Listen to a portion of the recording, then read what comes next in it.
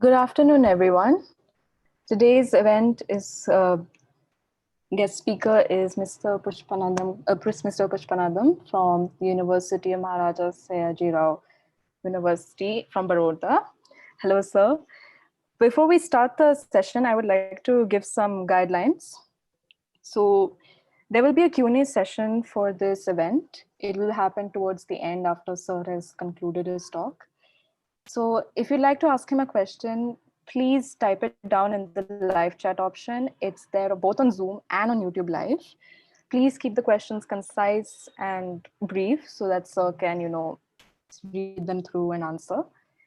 To the ones that are viewing from Zoom, please make sure that you don't unmute yourself while sir is speaking because it may, interrupt him while he's having a smooth flow of thoughts. Please do not create such technological glitches and be mindful of this. Another strict guideline we have is that since this is an interaction thing, the live chat option is available, but please do not use it to express hate speech or profanity or slurs against anybody, and you know anything against anyone or any group, because both colleges, St. Joseph's College and St. Aloysius College, don't stand for this. And if we see such thing, we will either report your comment or kick you out of the meeting. The last one is that a Google form will be circulated towards the end, which will be asking for your name and email ID. This is a form for people who wish to have any certificate from both colleges, if for attendance. Now, without any further ado, I'd like to start the session by welcoming everybody to be witnessing this collaborative event between St. Joseph's College Autonomous and St. Aloysius College Autonomous from both Bangalore and Mangalore. We'd like to welcome everyone viewing this talk from any part of the world and say how very honored we are to be given such a platform. We will try our evident best to make sure everything sails smoothly. Our guest speaker, like I just said, is Professor Karanam Pushpanadam from Maharaja's Sayaji Rao University of Baroda. He will be speaking on academic leadership in higher education. Now, this is a topic that both departments of psychology of the universities feel very passionate about and felt like this was something that needed to be made accessible to people, to students everywhere. Now, without any further delay, I'd like to call upon Ms. Shalini, the head of the Department of Psychology of St. Aloysius, to say a few words about this collaboration. Ma'am, the mic is all yours.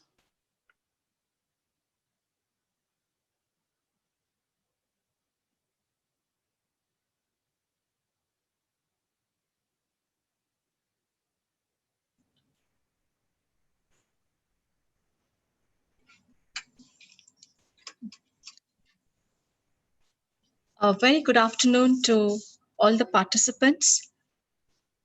Good afternoon to our principal, Father Praveen Martis, St. Aloysius College, and Father Victor, Principal, St. Joseph's College, and all the participants. Leadership in academia is different from business and politics. To meet the new challenges of changing academic expectations and increasing competitive academic landscape, collaboration between institutions and departments can produce cutting-edge research, training programs, sharing of information, and greater contribution to the society. Thanks to Reverend Dr. Praveen Martis, Principal, St. Aloysius College, Autonomous, and Dr. Victor Lobo, St. Joseph's College, Principal, St. Joseph's College, Autonomous, for the opportunity. Thank you, and over to you, Anushka. Thank you so much, ma'am. Now I would like to call upon the principals, Dr. Father Victor Lobo, to say a few words about this. Sir, Father, please go ahead. I gave us a sequence, but in the script it was different. And I told her to follow the script.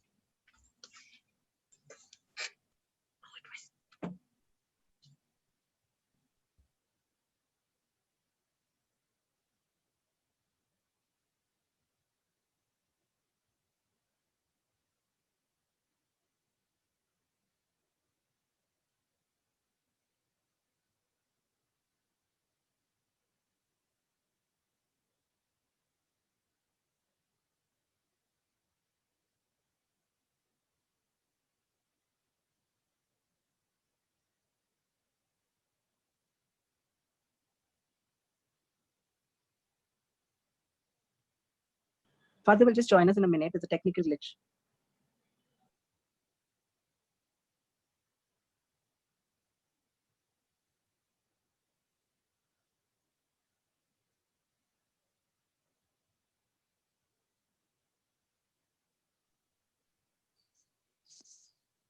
Good afternoon. Can you hear me now? Yes, Father, we can hear you. Okay.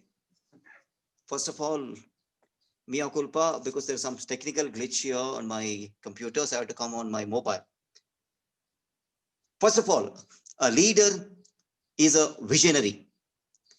He should envision their future. And not only envision future, he has to live that and be a beacon of light. He is to see, rather, he is to mind the gap, what I am and what I aspire to become. He should be a fire that kindles other fires. A leader leaves a legacy. What can I leave behind as a leader? That's an important question every leader should ask for himself or herself. There are competencies born out of 4 fundamentals of a leader.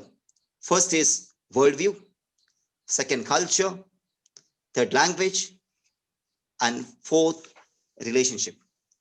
And there are 10 leadership theories. I'll just want to mention them.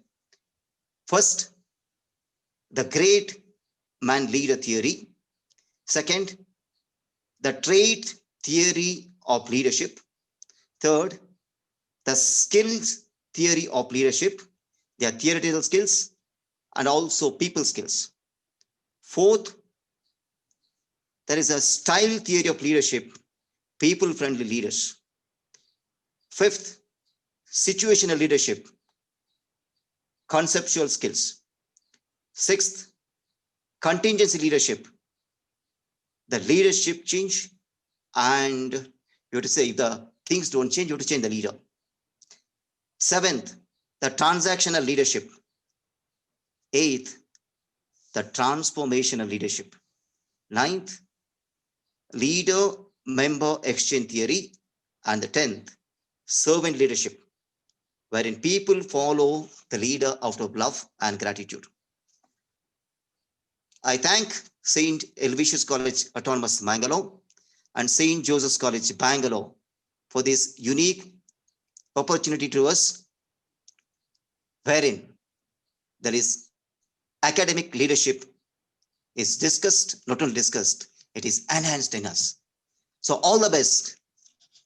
May St. Aloysius and St. Joseph flourish and have many more programs. Have a wonderful time. Thank you very much. Thank you so much, Father. Now I would like to call upon Father Praveen to say a few words as well. Father, you also can take him. Good afternoon to all of you. Respected Professor Karnam Pushpanadam, respected Reverend Dr. Victor Lobo, and my dear HODs of both the departments of psychology from St. Aloysius College and St. Joseph's College, and my dear participants. Today, we have a webinar on academic leadership in higher education. Academic leadership in higher education is very important during these times. As we have known, there is a national education policy which is already approved by the cabinet, and we are going to receive it. And always in higher education, the leadership is of a different type, where we are supposed to create knowledge and also lead the others with that knowledge to a newer front. And that is very important. I think we need to work towards it. And as a leader, one has to have these 4 quotients. One is the intelligence quotient, the emotional quotient, the physical quotient, and the spiritual quotient. There is a fine balance of all these quotient. Then only a leader can lead a particular higher education institution. Today, I'm very happy that St. Aloysius College Autonomous and St. Joseph's College Autonomous have come together, these 2 departments, in collaboration to organize this wonderful talk for all of us. I'm once again congratulating the two departments, to HODs of the departments and all the members of these two departments of psychology, and also wishing that this kind of an event will in the future continue, and we will grow in collaboration and grow in leadership. Wish you all the best. God bless us. Thank you. Thank you so much, Father. Now I would like to call upon Salome to introduce our guest speaker for the day. Good afternoon, all of you. I'm here to introduce Professor Dr. Karanam Pushpanadham. Dr. K. Pushpanadham is a professor in the Department of Educational Administration, the Maharaja Sayajirao University of Baroda, Gujarat. He is also the coordinator of UGC DSA program. He's a postgraduate in education and sociology. He was awarded MPhil in education in 1996 and PhD in education by the MS University of Baroda for the research work in the area of decentralization of educational management. He's a member of Senate Indian Institute of Fashion Technology, Ministry of Textiles, Government of India. He's been a resource person for the Commonwealth Secretariat's Head Teachers Training and Resource Material Development Project for Asia Pacific Regions 1997. He has research experience in national projects on education and has been developing self-learning instructional materials for training the personnel in the field of educational management. He has published articles in reputed journals of education, edited a book on value-based leadership in education and ICT in education. He's presented a paper at the Third International Forum of Education Reform Conference, jointly organized by UNESCO and Office of the Education Council, Bangkok in 2003. He was also a speaker for the international seminar organized by Chiang Rai, Thailand in 2004. Visiting professor at various national and international universities. He's the recipient of Swedish Institute's guest professorship at the International Institute of Education, Stockholm University, Sweden. He has visited several countries and has delivered guest lectures, presented research and conceptual papers at national and international seminars on various themes. And he is continuously conducting research projects in the area of educational leadership and teacher education. And in today's webinar, he will be talking on academic leadership and higher education. Thank you so much, Salome, for that wonderful introduction. Now we will call upon the most awaited speaker for the day, Mr. Pushpanadham, to share his slide and speak a few words. Sir, please go ahead.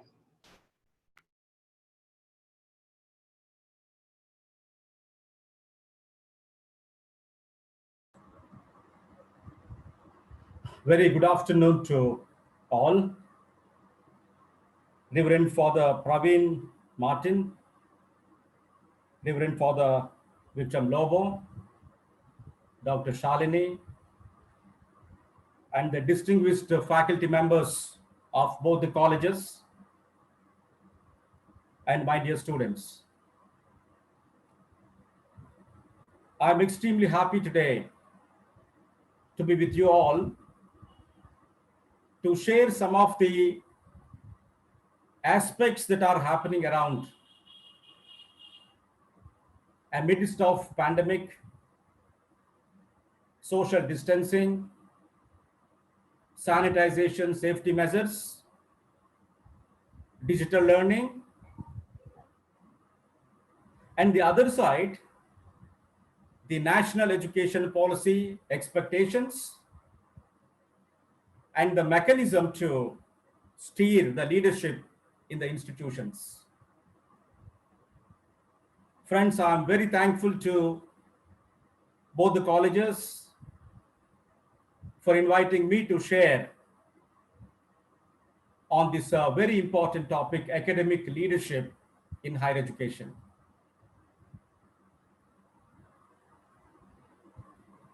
There are three words that you find on the very title of my presentation. One is the academic, and the leadership, and higher education. You know, the academic is a responsibility of the educational institutions, managing curriculum, managing student learning, and creating a conducive learning environment, and promoting learners as self-learners. So friends, the academic activity involves several activities that you talk about. It's a teaching, it is providing opportunities for the learners, inclusiveness, and to see that every learner reach to a level of accomplishment, which is also a very, very important task that institutions need to organize. And the second important is the leadership. And the leadership is the art of influencing people, inspiring people to perform the tasks which are essential to make an organization more vibrant, more effective, more efficient. Friends, today we need leaders in academic settings.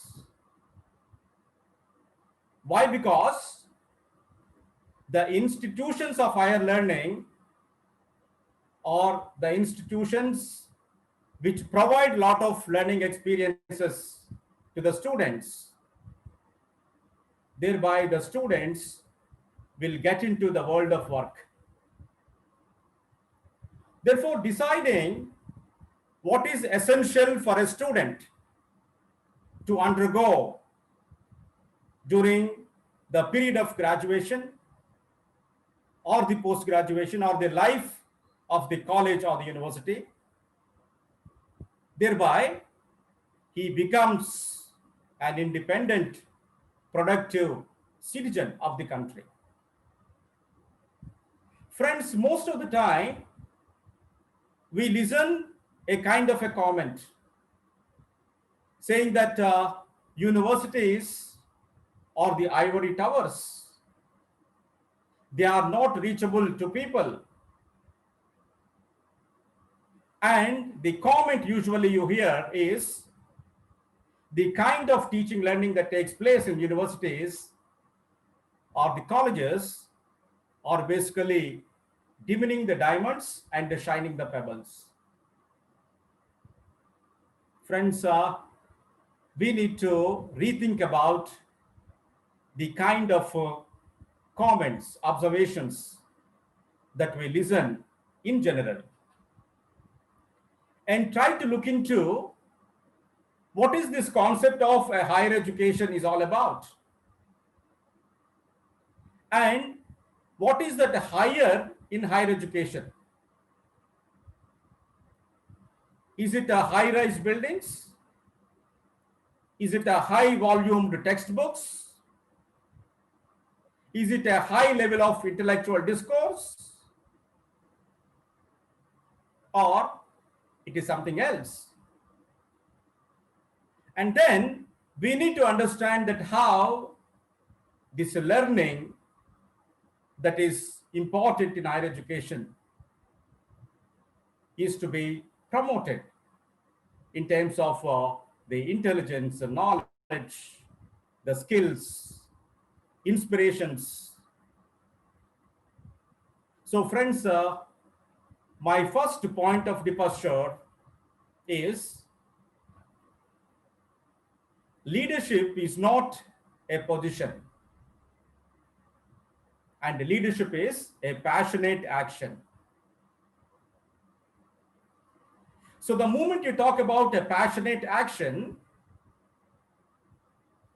it never occupies or dominant in terms of power, in terms of hierarchy, in terms of rules and regulations. Rather, they transform these important elements of management into what you call inspiration, motivation, and transformation. Therefore, leadership in higher education, especially in the matters of academic, we need transformational leaders. We need transformational leaders because the kind of discourse that we actually carry forward in our regular interactions with the students must transform themselves and also transform the institutions. Therefore, I consider the transformational leadership, which is a very, very important thing when we talk about academic leadership in higher education. And if you see the historical development over a period of time, we have experienced post-modern, post-industrialist societies. And we are experiencing neoliberal systems where knowledge is considered as a very, very important aspects for human sustenance and progress. Friends, often we say that we are living in information age. We are living in knowledge-based society. And Alvin Toffler has rightly pointed out that the currency of the modern world, the knowledge is the currency of the modern world. So friends, if the knowledge is the currency of the modern world, we must feel proud that we are actually in the mission of knowledge creation and knowledge dissemination. So we are in the task of knowledge creation through our thinking and research, and we are in the task of knowledge dissemination by publications and the community outreach activities. So friends, who actually takes leadership? If you see a college as a system, a university as a system, there are three levels or the three layers of management that actually takes place. One is a macro level educational leadership and management, and a meso level educational leadership and management. And the third is the micro, a field-based educational leadership and management. So the macro level leadership talks about the government policies, their provisions, their will, regulations to promote quality education in the country. And we all know, after almost 35 years, we got a new educational policy to our country, which I'll be sharing few things and what they really highlighted in terms of the academics, the quality in academics, therefore what kind of leadership is essential. And when we talk about the meso level, the institutional level, like a specific university or a college, how they provide leadership in academics to the registered students of various programs. And the micro level leadership, especially in higher education, it is the learner who holds the responsibility of his or her own learning in higher education, which is a new paradigm shift, which means each and every learner holds the responsibility of his or her own learning. Why? Because we are learning in a knowledge-based society where the learning resources are plenty. We need to navigate into the world of knowledge and try to understand, interact, and with a wider network. I think that's what is happening now. And we could see the success of this digital learning immediately after the lockdown was announced. So friends, there is a paradigm shift in teaching and learning, in actually understanding the knowledge base and how that knowledge can be made useful to our life and living. So my presentation today is talking about what is that paradigm shift that's happening in higher education, and what is the landscape of higher education today in the country, because we need to know when there is a macro management of education, the meso and micro are indirectly influenced by the policies and programs. So we need to know what is happening in terms of the macro educational reforms and how these reforms will influence our practices and programs at the institutional level, and how individual learner need to position himself into that, the paradigm shift context of higher education. I think I feel these points are very, very important to deliberate with you. Therefore, at the end of the presentation, we will be able to have a bird's eye view about the education system at large, and then realize what kind of leadership that we need to exercise in our professional context.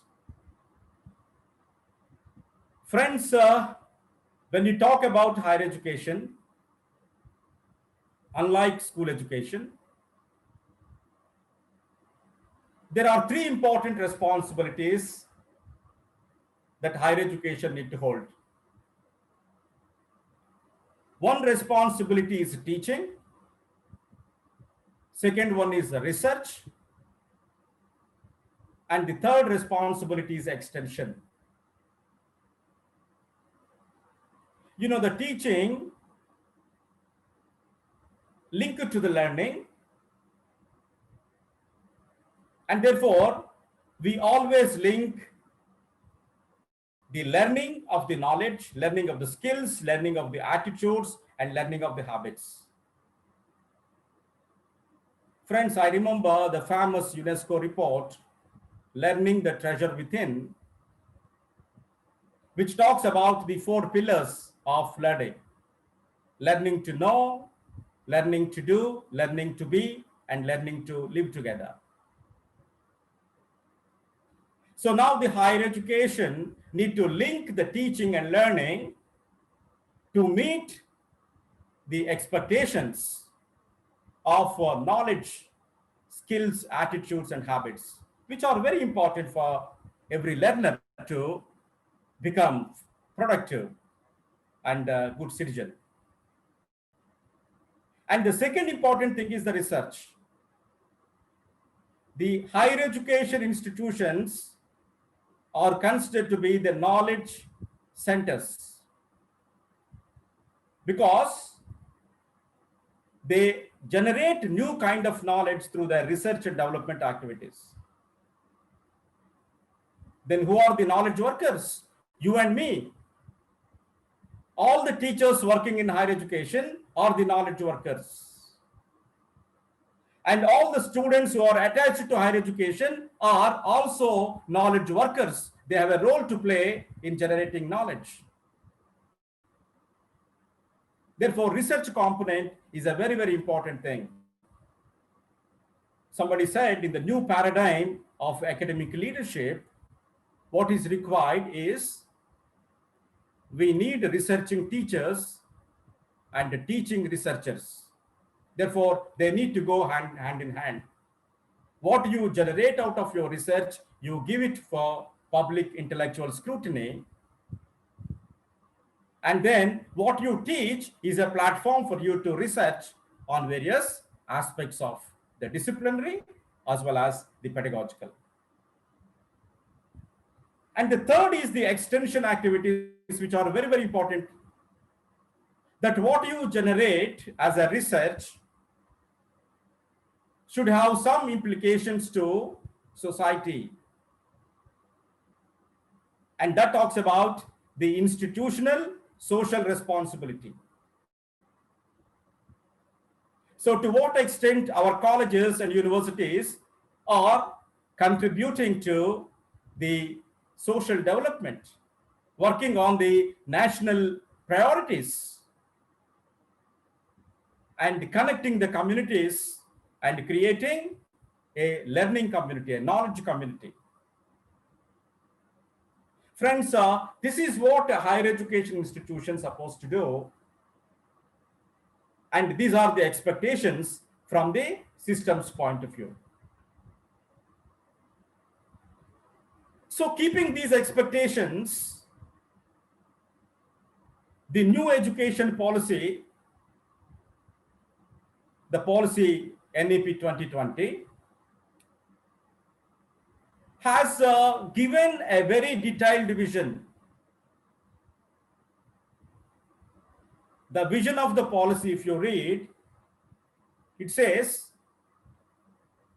our education system must provide high quality education to all.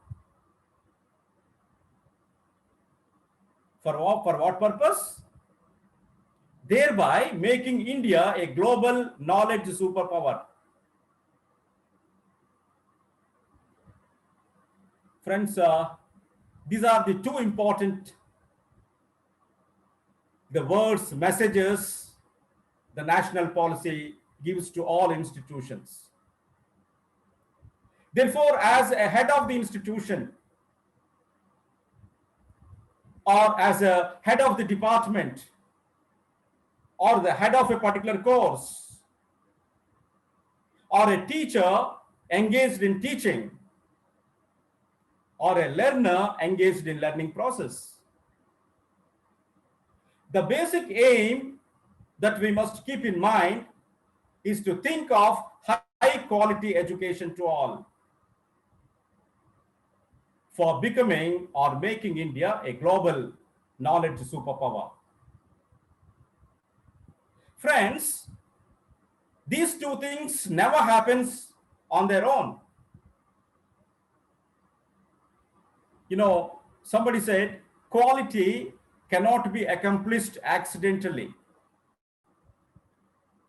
It needs our intelligent and intentional efforts.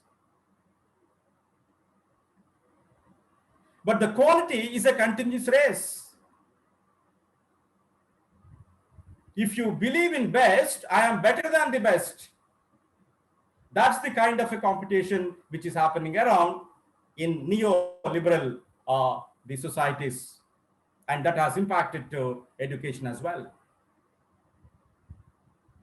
Therefore, if you want to improve the quality education in our institutions, the first fundamental belief that we need to have is that quality cannot be accomplished accidentally. It needs our intelligent and intentional efforts. And the policy also envisages about the curriculum and pedagogy, what you call it as an academic, the academics that should happen in the institutions of higher learning. The policy categorically mentions that the institutions must develop among the students deep sense of respect towards the fundamental duties and constitutional values, which actually talks about how an individual attached to his own country and then contribute to its progress. And the policy also talks about values and dispositions. You know, it's not knowing the value, but practicing the value through the actions and deeds also important. Therefore, the values and dispositions that support responsible commitment to human rights, sustainable development, global well-being, and thereby reflecting a global citizenship. Friends, it's a very, very transformational education policy in terms of looking education from the holistic point of view. It is moving from text to context, moving from a lesson to life, and moving from instruction to transformation. Friends, how this vision can be translated into an appropriate action. Therefore, I said, if any policy has to be realized in its spirit, all the three levels of management, which is the macro, the meso, and the micro levels, need to understand the policy and then practice into the professional context, and that can create wonders into the system. Friends, another important thing is, if I put things in a nutshell,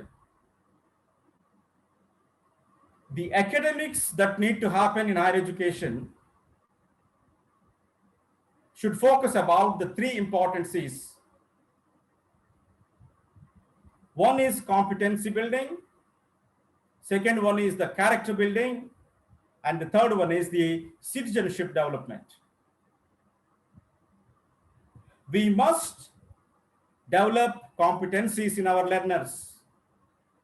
We must develop character in our learners. And we must develop the citizenship. So what these three C's really mean to me? Therefore, the kind of academics, the curriculum, the pedagogy, the learning experiences that we provide in the institutions need to focus about the 21st century skills. I know that most of you are familiar with 21st century skills. It talks about the creativity, communication, collaboration, and critical thinking,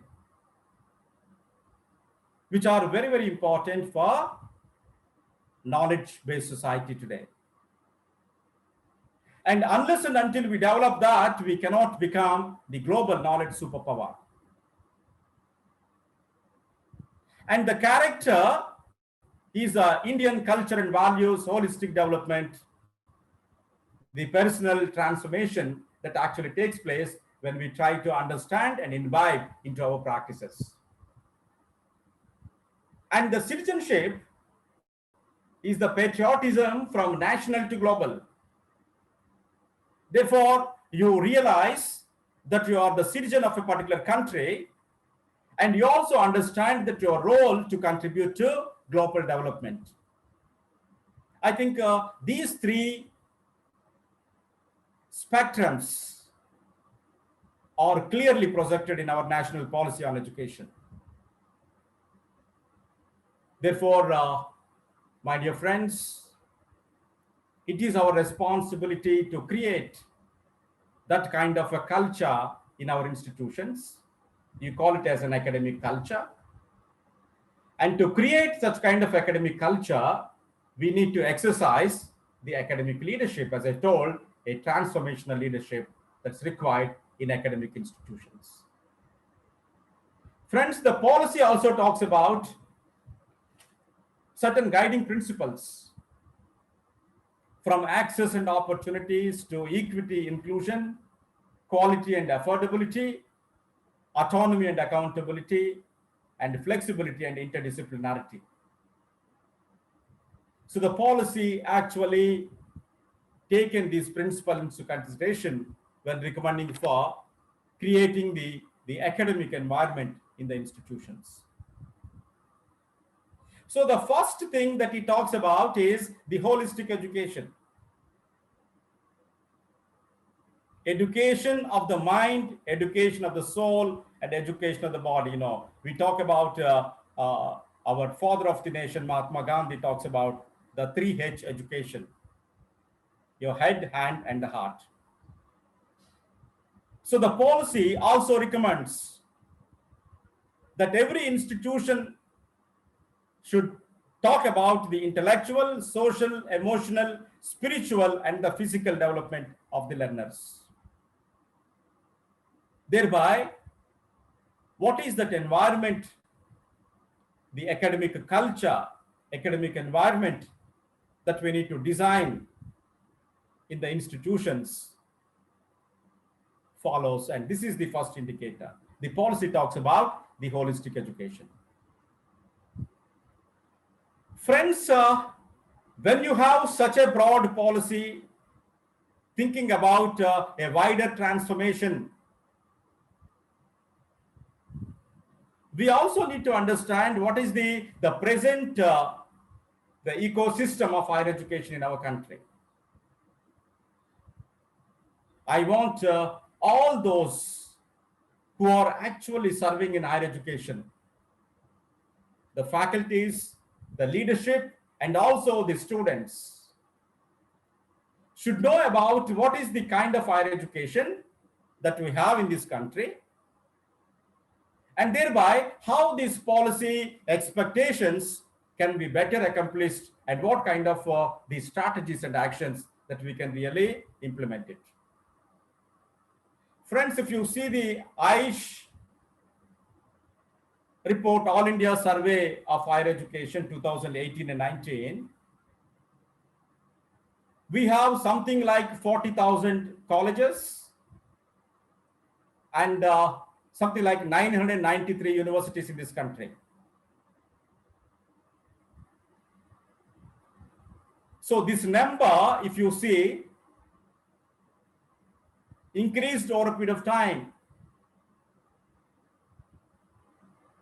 Maybe with the recommendations of National Knowledge Commission that every district should have a university, because we are just 26% of enrollment rate that we have in higher education. Therefore, access and opportunity of higher education is an important thing, and this is the kind of a landscape that we have in higher education today. And if you know a little bit about the kind of universities,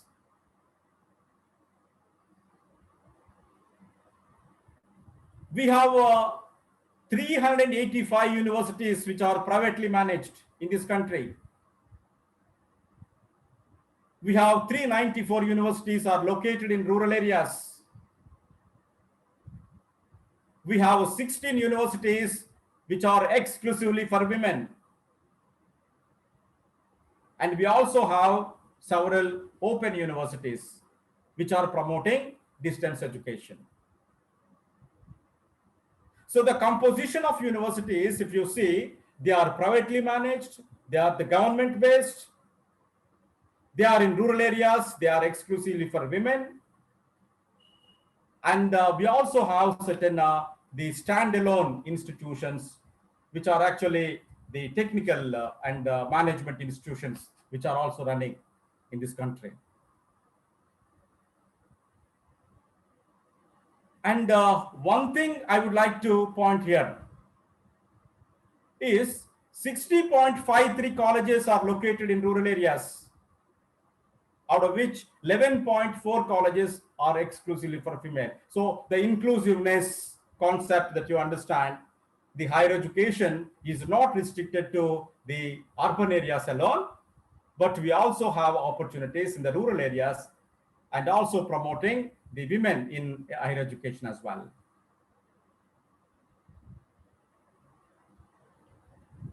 And the reality is We have 16.3 of the colleges are having enrollment less than 100. And the policy has taken taken this into consideration. Only 4% colleges have enrollment more than 3,000. That means we have small colleges where the number of students are less than 100. And we have very few colleges where the number of students are more than 3,000, the 4%. As I told you, if you see the enrollment ratio, 26.3 is the gross enrollment ratio, out of which 79.8% of the students are enrolled in undergraduate level programs. But friends, please make a note that less than 0.5% of the total students are enrolling into PhD, the research programs, which is a very a small number coming to the doctor levels, which means almost 80% of our students in higher education are undergoing the undergraduate programs. And if you see in undergraduate programs, there are about 187 to 200 programs which are designated programs that are offered in various colleges and universities in this country. Out of which, maximum number of the students are enrolled into BA programs, followed by BSc and BCom programs. So out of 187 to 200 programs that we have under UGC list, only the 10 programs are having more than 80% of students enrollment in higher education, which is a very important thing, which has a policy implication. We talk about the macro academic management of institutions. And in undergraduate level, the higher number is 35.9% in arts, humanities and social sciences, where in science we have only 16.5% enrollment of students. Engineering and technology 13.5% and commerce 14.1%. Friends, you feel surprised. This is the reality of higher education in the country. And most of the undergraduate programs are offered by the colleges. And universities hold the research and the postgraduate programs. And that percentage is very less. Therefore, strengthening our college system and promoting quality education in curriculum, in teaching, in learning, in assessment, and providing adequate support to our colleges in this country will really help us to take our mission into a global knowledge superpower in the future.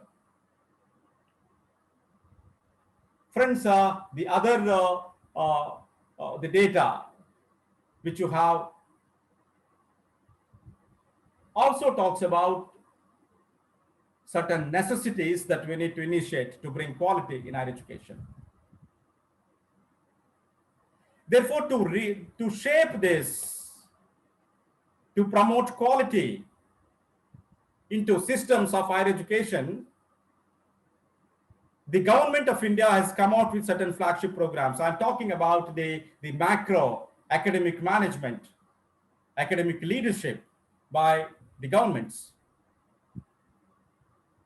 And I'm sure that most of you know about the education quality, upgradation and inclusion program EQUIP, revitalizing infrastructure and systems in education, which you call it as a RISE. And we also know about the learning outcome-based curriculum framework. We have a global initiative for academics network, GNAN. we have All India Survey on Higher Education, AISH, and National Institutional Ranking Framework, NARF. So what I mean to say, at the government level, all efforts are put in to vibrate the system, to transform the system into high quality. Thereby, our learners can become the knowledge superpower. So friends, all these programs and policies will come to nothing if the leadership at the institutional level, whether it is a vice chancellor of the university or a principal of the college or head of the department or head of the course, head of the program, if they are not able to understand the spirit of it and practice it into their professional context.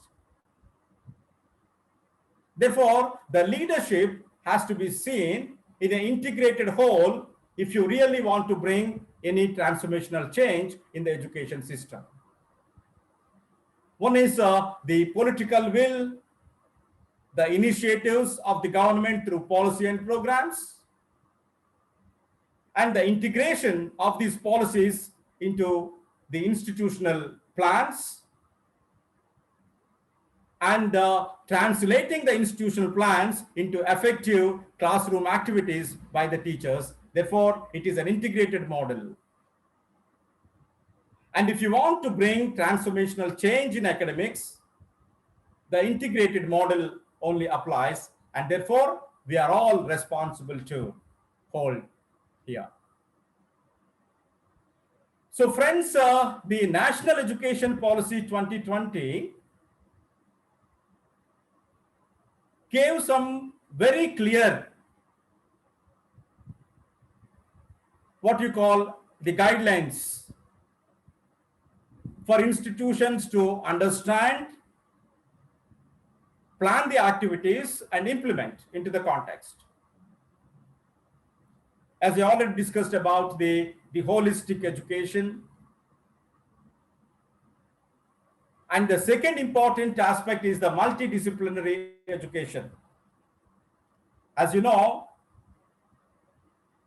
we will be having only 3 types of universities now, higher education institutions. One is a research-centric universities where research is given more priority, and the teacher-centric universities where the teaching is given more priority, and the third one is the autonomous colleges. And they mentioned very clearly that all these institutions need to practice multidisciplinary approach in their curriculum and also the teaching and learning process. So we will be witnessing in very near future that there is a multidisciplinary perspectives approaches that are adopted, that are practiced in our academic culture in the universities. So what is this multidisciplinary is all about? When we are talking about super specialties, you talk about the reductionism. We are talking about the holistic, the aspect of learning.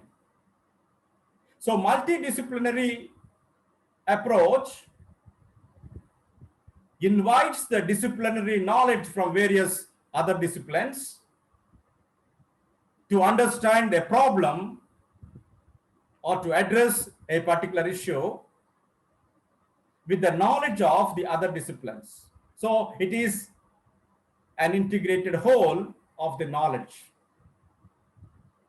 And the policy is a very, very categorically mentioned that within next few years of time, that every institution of higher learning should follow the multidisciplinary approach,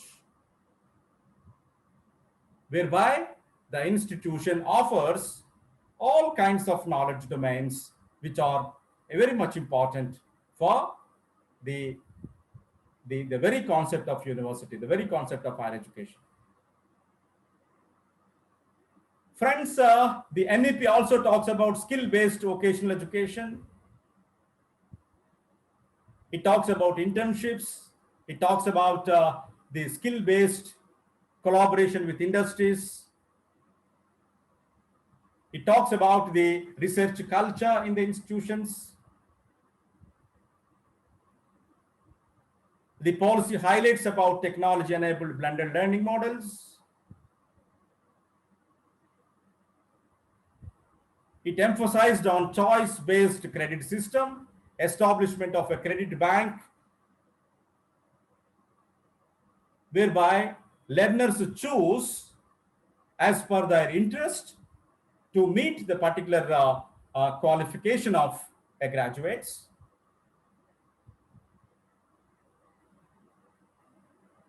And the policy also talks about the learning outcomes, accreditation, ranking frameworks, internationalization, employability, and entrepreneurship.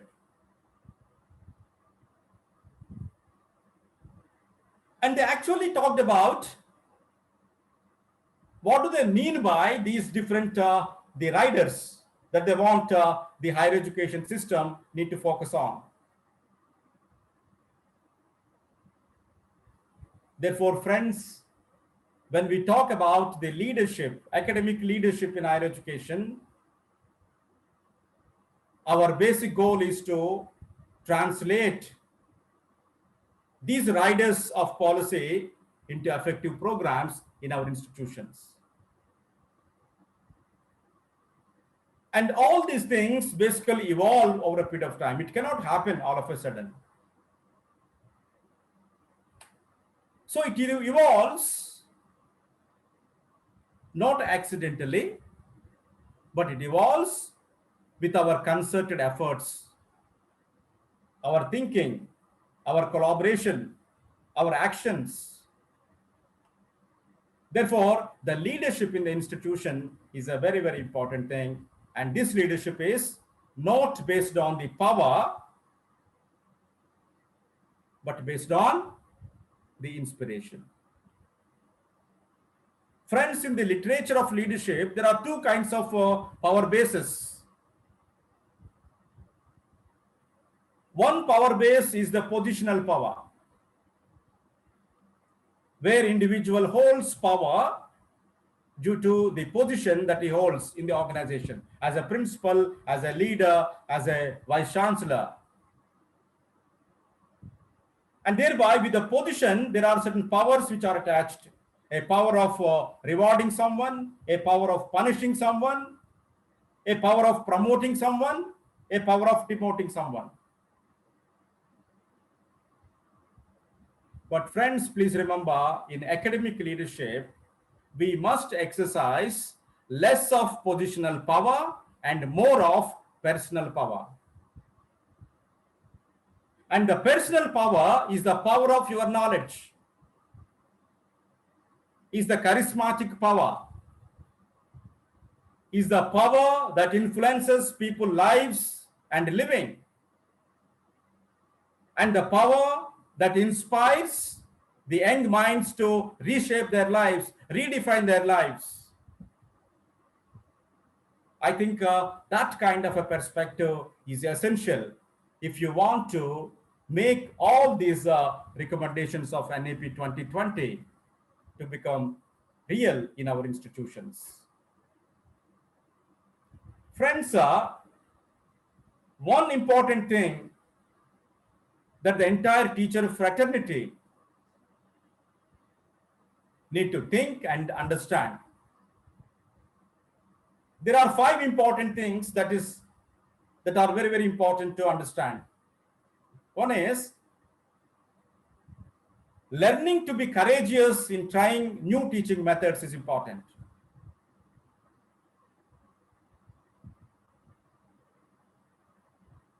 So we need to create a challenging learning environment to our learners, new ways of thinking, new ways of understanding. Thereby, he becomes not adaptive learner, but a generative learner. We don't want our students at higher education to be adaptive learners, adapting to what is already existing. But we want our students in higher education to be generative. They need to think differently, think out of the box, and come out with various domains of knowledge to be understood.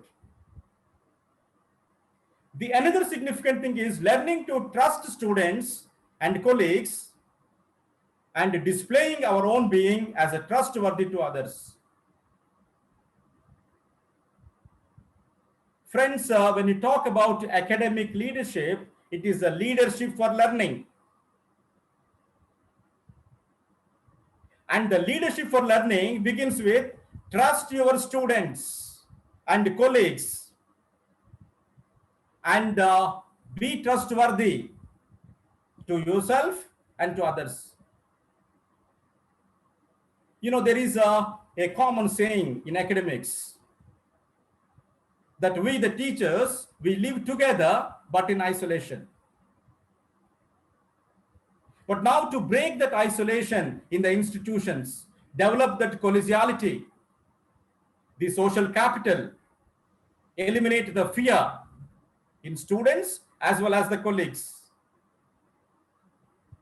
And therefore, you create a wonderful the academic culture in the organizations. You know, the research says when there is a fear and the fear becomes obstacle for creative thinking. Even for students, those students who are fearless, they will be able to learn better.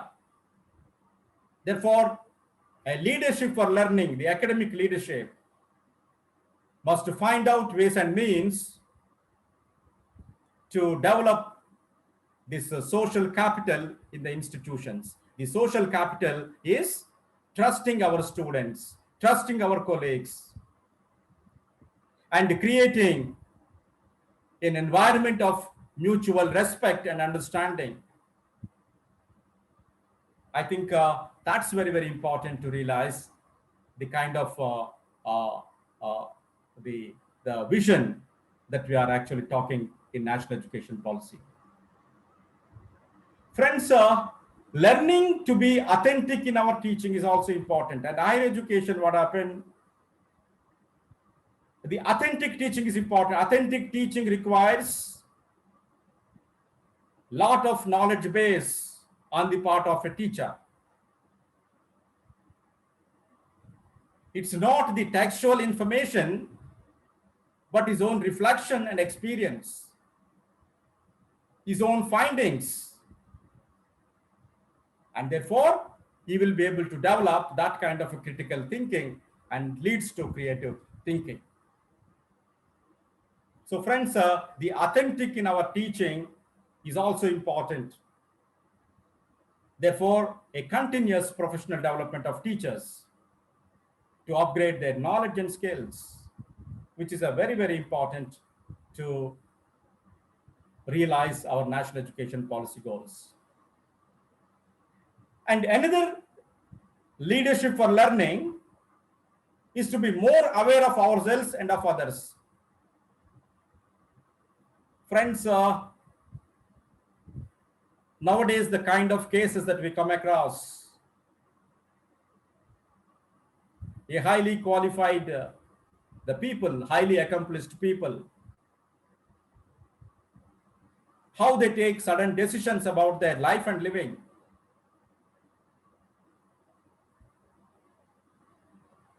Suicidal tendencies, mental health problems. So how do you define education in this context? If education is not addressing, if teaching and learning is not addressing, if the learning is not the part of understanding your own self and the others, then we certainly land up in a different situation Therefore, learning to know yourself, thyself, and the learning to know others should also be integral part of the learning process. And finally, leadership for learning, the academic leadership, should be reflective rather than reactive.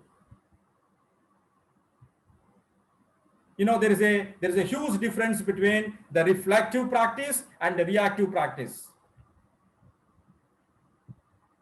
Reaction is not our action. Reaction is an action to somebody's action. But the moment you talk about response, response is our own. Why? Because we take our culture into consideration, we take our knowledge into consideration, we take our value systems into consideration, we take the consequences into consideration, we position ourselves and present what we wish to, and that is the kind of a reflective response. Friends, the leadership for learning, which is the academic leadership, and the academic leadership should aim in accomplishing these 5 important aspects, and for which the leaders should think that they are actually inspirers, not a kind of instructors. Therefore, somebody said, we don't need for educational institutions the gatekeepers. We need a change makers. So the academic leadership at the institution level need to be so vibrant, where the people can envision, energize, and enable things to happen. So the leadership needs to envision. A leadership need to energize the teams, capacity building, and the leadership to enable people to put into action. I think unless and until we integrate all the 3, energizing, envisioning, and enabling the systems, we cannot really accomplish our national goals and mission. Friends, with this, I will stop, and I would love to address to your questions. Over to the organizers. Thank you. Thank you so much, sir, for that very enlightening session. We really, really loved it. Now, I would like to call upon Ansi and Dylan. They will be showing you some questions they've received, and you can answer them. Just a second.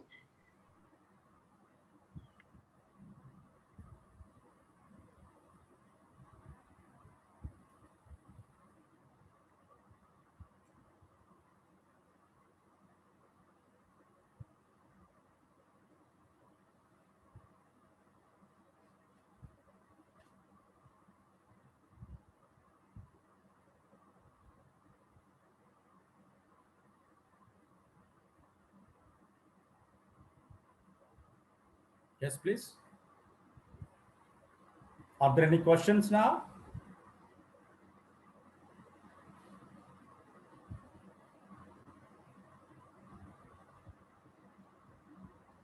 Sorry, sir, there's a bit of a technological glitch. Dylan, are you there?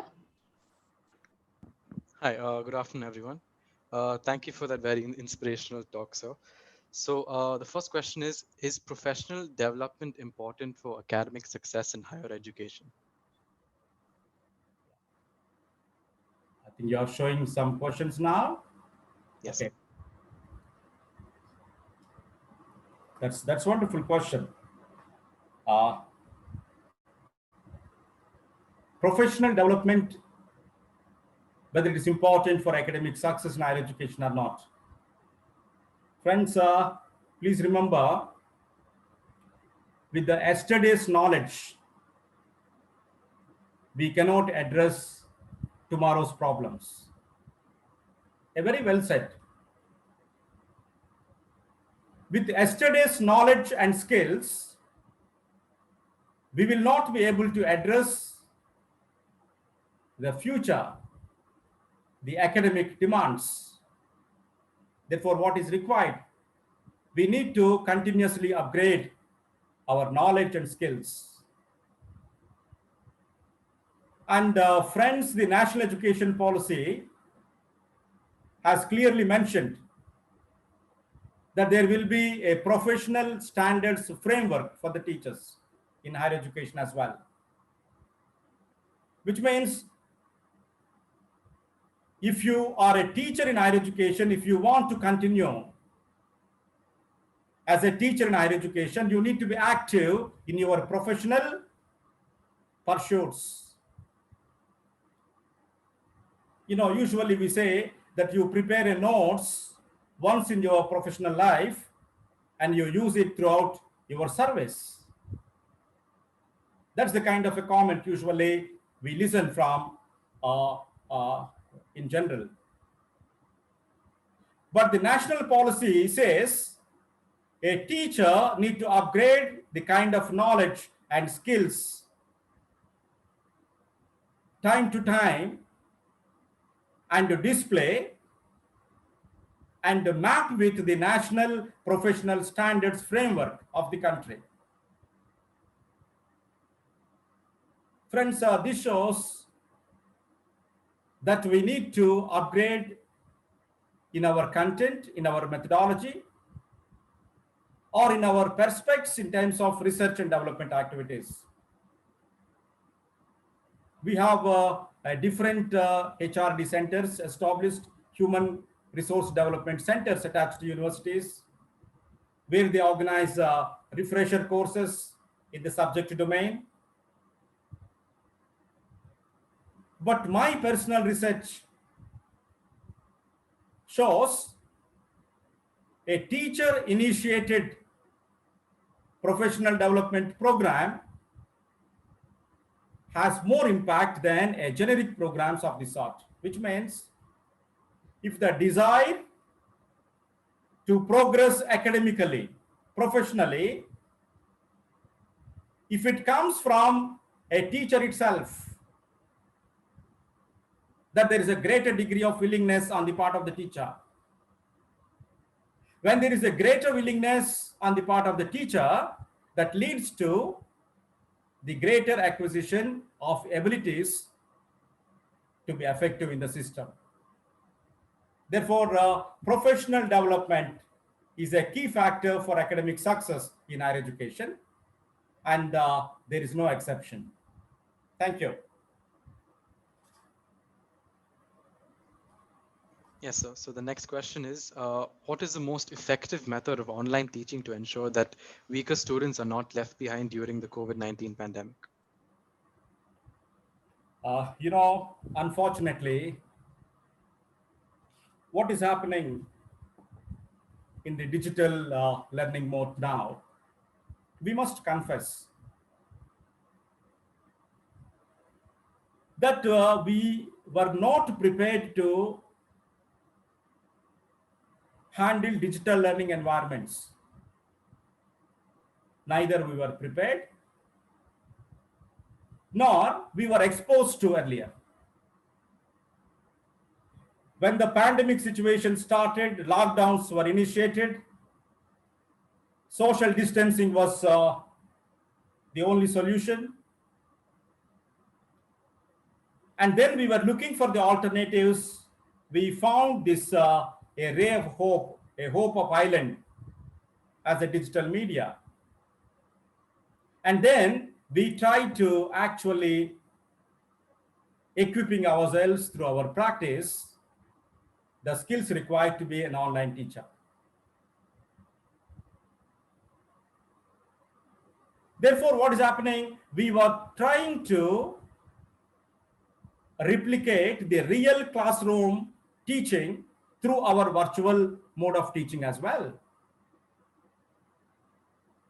like a live teaching, the teacher teaches in the classroom, is the same kind of a model that we are also witnessing in the digital learning systems today. But friends, digital learning is much more than what is being practiced now. Digital learning is a self-paced learning. Digital learning is inclusive in nature. Digital learning is at the learner's pace. Digital learning is student-centric. In digital learning, a teacher is a mentor, a digital navigator. Therefore, if you use real blended methods of teaching, learning through digital mode, it actually takes care of every type of learner. Whether you talk about a slow learner, you talk about a smart learner, but the way that you structure your digital learning platform, that actually talks about it. So friends, it is not in the system of online teaching learning process, but it is in the way that we are actually applying it. I think there the problem lies. But the digital learning, online learning has a tremendous potential to take care of everyone's learning needs. And that kind of possibility is there in the technology. Thank you. Third question is, so you spoke about citizenship and competency. So how do you find social empathy in academics when it's such a competitive field out there? See that one of the characteristics of neoliberal mechanisms, where we are talking about the competition. You know, the introduction of assessments at the university levels or the ranking frameworks. If you talk about the world ranking framework of universities, or you talk about national institutional ranking frameworks, it actually created a kind of a competition among the individuals. But the basic idea behind the introduction of these competitions and rankings and assessments are to make the system accountable to their responsibilities, their tasks. Therefore, friends, what is implied and what is the intentional are actually two things. When you talk about education, when you talk about learning, you're actually talking about learning to live together. Like you said, like I said, the UNESCO, the fourth pillar. The learning to live together is the essence of any learning that you talk about. When our learning is dividing us, when our learning is putting us apart, when our learning is developing the jealousy, developing the hatredness, I don't consider that learning is a learning. That education is an education. So learning to live together requires the social empathy. And the social empathy need to be the integral part of the thinking process. It's not the competency leading to competition. It is the competency to create such kind of a society where individuals respect each other. I think it is not the competitive field, but it is a cooperative field. It is a collaborative field. So our leadership in the institutions, right from the beginning, need to imbibe these kind of qualities in our students. That education is not to compete with others, rather than to compete with your own self. It is for the competition, not for the competition. It is to create a social harmony, not to create a social disturbance. Therefore, the word competitive need to be replaced with collaboration and the cooperation. I think that is the essence of education. Thank you.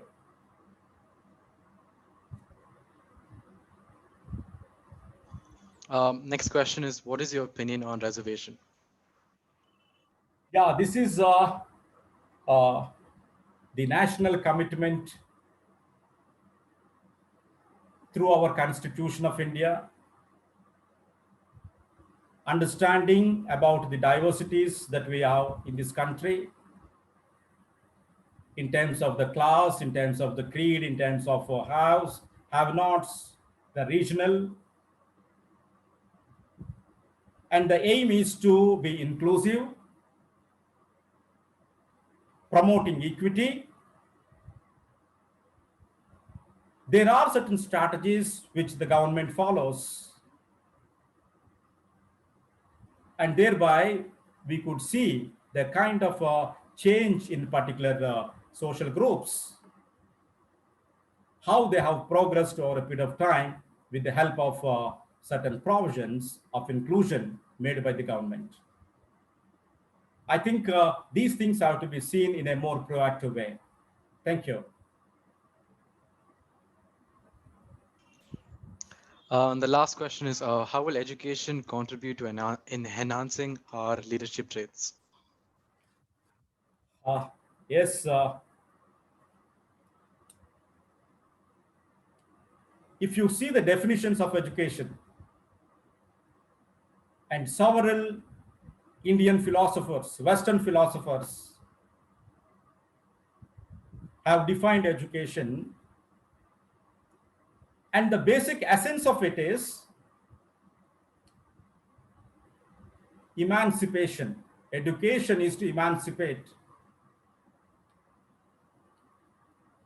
Education is educere, to bring out. Education is for empowerment. So friends, when you talk about empowering individual, is the one who possesses certain leadership attributes. Therefore, today, the government of India is coming out with the student attributes, undergraduate student attributes, which actually talks about if a student is coming out of a system, undergraduate degree of 3 years or 4 years, what kind of qualities the student need to hold with, what kind of qualities the system, the curriculum, the pedagogical practices need to develop in students. Therefore, the basic aim of education is to develop leaders. And our young graduates and the postgraduates are our future leaders. They need to hold the responsibilities. They should take the responsibilities of different sectors of economy, whether it is education, the business, the industry, the social sector, the space, the technology, and they need to take the leadership of these sectors and exercise that leadership. Therefore, it leads to a progress of the nation. Therefore, education, developing leadership competencies among the students is the key of any institution now. Therefore, I said the academic leadership is not to be seen from the macro level, but it has to be seen down to the, what you call it as the learner level, student level, how students can also take leadership roles in creating the learning environments in which they can be nurtured. I think that kind of model really encourages students to participate and engage into the noble transformation of education. And therefore, education and leadership cannot be seen separately. They are the integral part, they are the one. Thank you.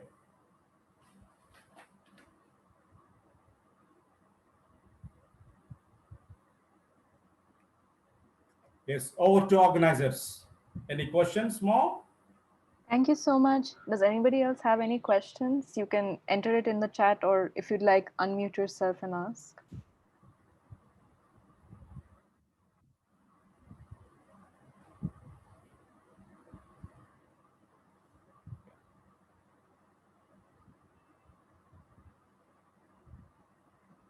Okay, so I think we shall conclude everything now. Thank you so much once again. You answered the questions perfectly. Now I would like to call upon Kavya to summarize the entire session. Good afternoon to one and all gathered here. I will be providing a short recap of the session we just had. Mr. Pushpanadam began the session by drawing our attention to the 3 words on the title of his PowerPoint, which were leadership, academics, and higher education. He spoke of how academics is the responsibility of educational institutions and that they also carry the responsibility to ensure that every learner reaches a certain level of accomplishment. He then said, leadership is the art of influencing and inspiring people. Mr. Pushpanadam talked of leadership in the context of teaching, which referred to deciding what is essential for a student to feel life ready, and that this is expected of responsible leaders like teachers. He talked of notions like universities are ivory towers and that are out of reach from the common people, something more along the lines of uplifting the uplifted. Therefore, in an attempt to thwart this notion, he said it is important that we look into the concept of higher education. We then saw how leadership should be less of a position and more of a passionate action, as it shouldn't have anything to do with power, hierarchy, and rules. Rather, they work through inspiring and transforming public thought. He expounded on how transformational leadership must be the aim of academic leadership in higher education. He also stated that we must take pride in the fact that in the current world, we are in the process of knowledge creation, which is thinking and research, and knowledge dissemination, which is through publication and community outreach activity. He then made us familiar with the 3 levels of management in universities, which are micro, meso, and macro levels of management. Now, micro level, as he said, includes government and government policies, while meso level is at the institutional level, an example of which would be how a specific university mentors the registered students in academics. Lastly, the micro level refers to the learner who holds the responsibility of enlightening himself. We saw how this was a paradigm shift in teaching and learning. He went on to discuss the landscape of higher education in the country today, which revolved around the responsibilities of higher education, which are teaching, which is inevitably linked to learning, which is learning to know, to do, to be, and to live together. Second was research, which should be need-based and human well-being based. And there is a need for researching teachers and teaching research. The third was extension, which refers to social responsibility and community outreach. Furthermore, he proceeded to run us through the detailed version of the new Education Policy 2020, which when summed up into a sentence says, our education system must provide high quality education to all for the purpose of making India a global knowledge superpower. He pointed out how the policy lays utmost importance of inculcating in its youth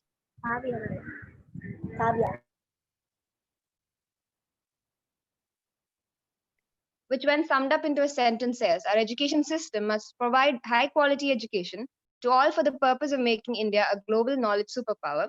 He pointed out how the policy lays utmost importance of inculcating in its youth respect towards one's fundamental duties and constitutional values, which is essentially a shift from text to context and from text to life.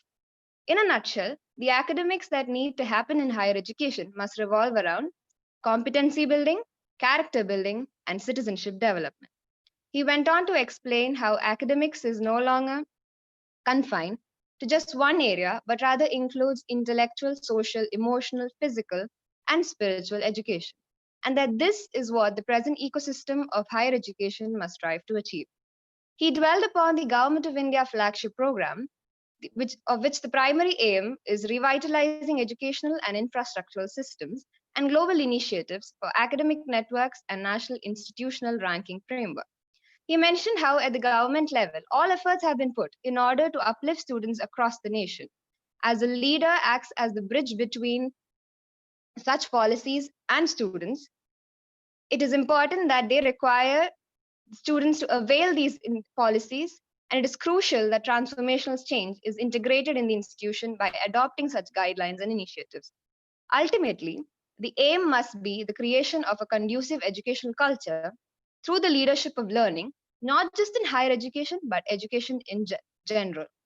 A continuous professional upliftment of teachers is also of utmost importance. Finally, academic learning must be reflective and not reactive. Thank you. Thank you, Kavya, for summarizing it all. Now I would like to call upon Ms. Wilma, the Assistant Professor in Department of Psychology, to give the vote of thanks.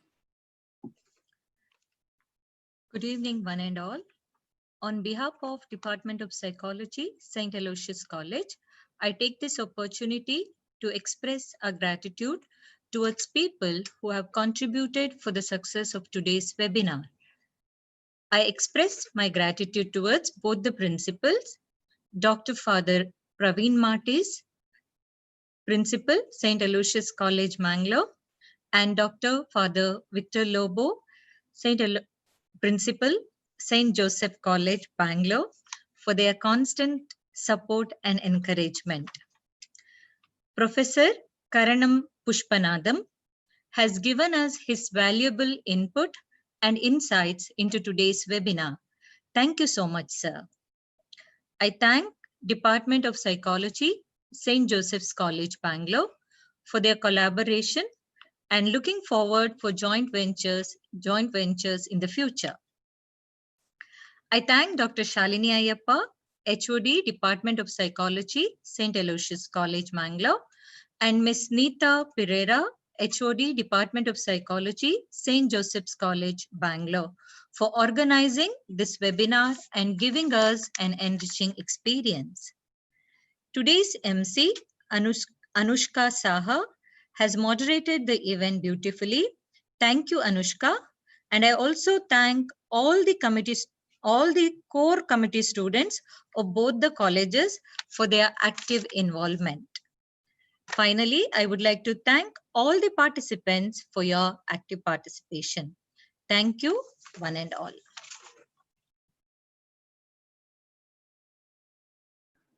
Thank you so much, ma'am, for that wonderful words. Now I would like to conclude the entire session by again thanking to all who have worked hard on this. Both the departments of psychology from St. Joseph's College Autonomous and St. Aloysius College Autonomous express the gratitude and are now signing off for the day. Everyone, you can sign off as well. Thank you and have a great day. Thank you so much, sir, once again. Thank you so much. Thank you so much.